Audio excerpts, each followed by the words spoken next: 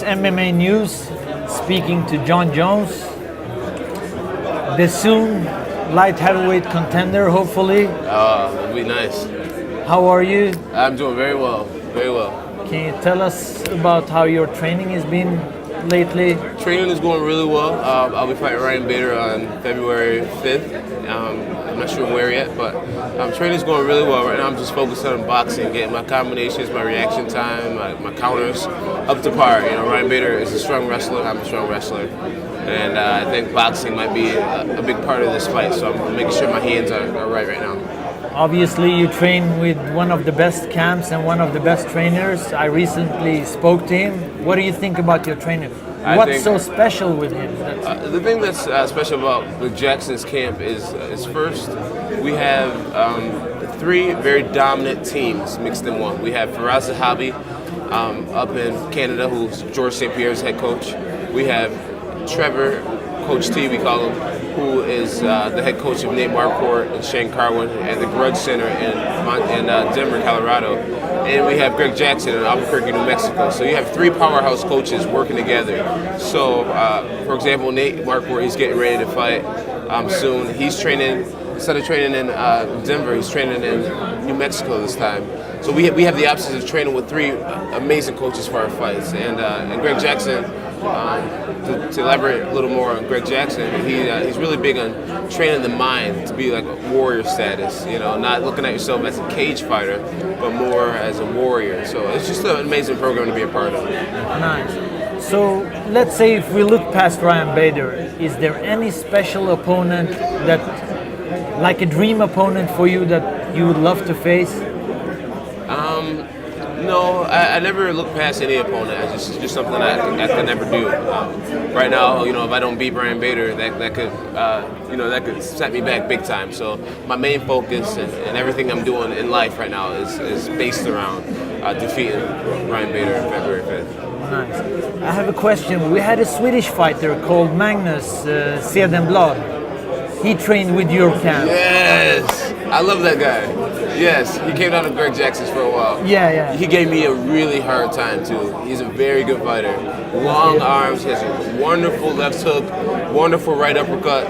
Jiu-jitsu's very unorthodox. He was a great training partner for me for this Vladimir fight. So you sparred with him for the fight? Yes, I sparred with him pretty much every day.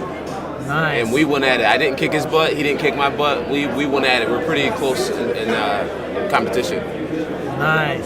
So what do you think about... Now, Magnus. Yeah.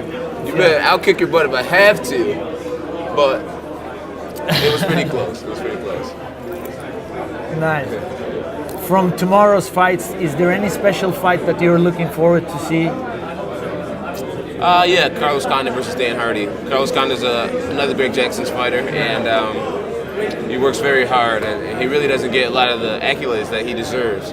So I'm really hoping that he does well. He has a family at home, and he has a lot on his plate, and he's really mature for his age, and he's really juggling a lot of things in life. So I really hope that his breakthrough moment comes, and you know, the sponsorships that he deserves and the things that he deserves starts to pour in. And about you, John, I mean, for being a pure wrestler coming out of wrestling, I mean, when we look at you, you fight like you have been training Muay Thai for a lot of years. You like spinning elbows and stuff. Where does it come from? Is there like... Yeah, well... You said that it was from YouTube videos or something. You're in the beginning. Is that right? Or yeah, in the beginning, I was training with a team that really didn't have a powerful training staff. I do credit them for a lot of the success that I've had, but I credit myself for a lot of it as well. Just taking my career into my own hands and being the captain of my grid square. You know, I would log on to YouTube and I would, you know, rent highlight videos and it's like little seminar tapes. 5 books from Barnes and Nobles on karate, Muay Thai, Jiu-Jitsu, and I really taught myself a lot about fighting. So the reason why my style is so unorthodox and not your standard, you know, hands up and traditional style is basically my story. You know, I had to teach myself and make my own way and kind of be like water, like Bruce Lee's philosophy, be like water. So I love it. I really embrace it, and hopefully, you know, I can build on it and really do something great for this sport. Good. Last question. If you have to pick one fighter It doesn't have to be in the UFC. Who's your absolutely favorite fighter? My favorite fighter of all time, excuse me, would have to be Jose Aldo. Jose Aldo. WEC champion. Yeah, he's amazing. He's got gifted with his speed and agility and his technique. You can tell that he's put the time in to deserve what he is. And he's just amazing. I look up to him a lot. And the fact that he's 23 and he's a world champion. I'm 23, and it really inspires me that I can be a world champion at such a young age and deal with all the pressure and handle it like he's handling it. So Jose Aldo's the man. I think you will be the next champion. It's been an honor. Thank you. Thanks a lot. Thanks for having me. Thank you. Later, Magnus.